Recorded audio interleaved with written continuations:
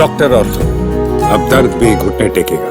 Chandigarh Punjab Haryana high court ने पंजाब हरियाणा और चंडीगढ़ के जिला एवं उप मंडल न्यायालयों में दिव्यांग व्यक्तियों के अधिकार अधिनियम 2016 के तहत न्यूनतम अपेक्षित बुनियादी ढांचा उपलब्ध कराने को लेकर स्टेट रिपोर्ट मांगी है। अदालत ने आदेश दिया है कि संबंधित राज्यों और केंद्र शासित प्रदेश प्रशासन अपने स्तर पर उन सभी कदमों का ब्यौरा प्रस्तुत करे जो दिव्यांग व्यक्तियों के लिए न्यायालय परिसरों में सुविधाओं की उपलब्धता सुनिश्चित करने के लिए उठाए गए हैं। यह मामला पंजाब के मालेरकोटला जिला न्यायालय में 60 वर्षीय एक दिव्यांग महिला के आवेदन से जुड़ा है, जिन्होंने प्रथम तल से भूतल पर अपने मामले के स्थानांतरण की मांग की थी। उनका तर्क था कि न्यायिक परिसर में दिव्यांग व्यक्तियों के लिए रैंप या लिफ्ट जैसी कोई व्यवस्था नहीं थी, जिससे न्याय प्रक्रिया में उनकी भागीदारी बाधित हो रही थी। हाईकोर्ट ने इस मामले में कहा कि संविधान के अनुच्छेद 21 में निहित जीवन के अधिकार का अर्थ केवल अस्तित्व तक सीमित नहीं है, बल्कि इसमें गरिमा और सार्थक जीवन जीने का अधिकार भी शामिल है। जस्टिस हरप्रीत सिंह बराड़ ने स्पष्ट किया कि सार्वजनिक भवनों,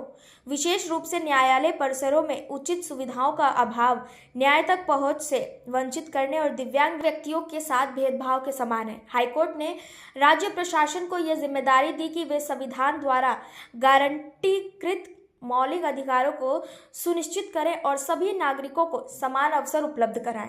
इसमें स्वतंत्र रूप से भवनों और न्यायालय परिसर में आवाजाही का करने का अधिकार भी शामिल है। अदालत ने यह भी कहा कि दिव्यांग व्यक्तियों के लिए उचित रैंप, लिफ्ट, ट्रायल हॉल तक पहुंच और अन्य सुविधाओं का होना अनिवार्य है, ताकि वे आसानी से न्याय प्रक्रिया का हिस्सा बन सके। इस मामले का दायरा पंजाब और हरियाणा के सभी जिला और उप मंडल न्यायालयों तक बढ़ा दिया गया है। अदालत ने स्टेट रिपोर्ट में इन सभी न्यायालयों में दी जा रही सुविधाओं की विस्तृत जानकारी प्रस्तुत करने के निर्देश दिए हैं।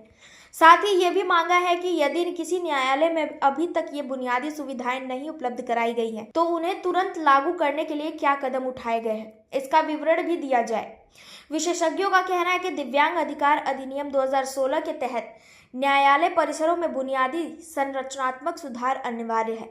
इसके अभाव में दिव्यांग व्यक्तियों को न्याय प्रक्रिया में भाग लेने से वंचित किया जा सकता है।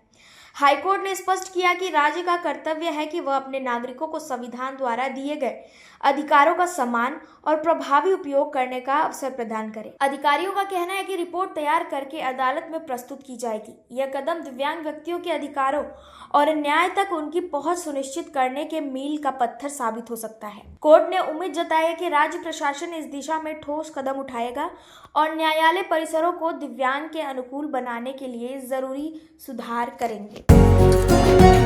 डॉक्टर ऑर्थो, अब दर्द भी घुटने टेकेगा।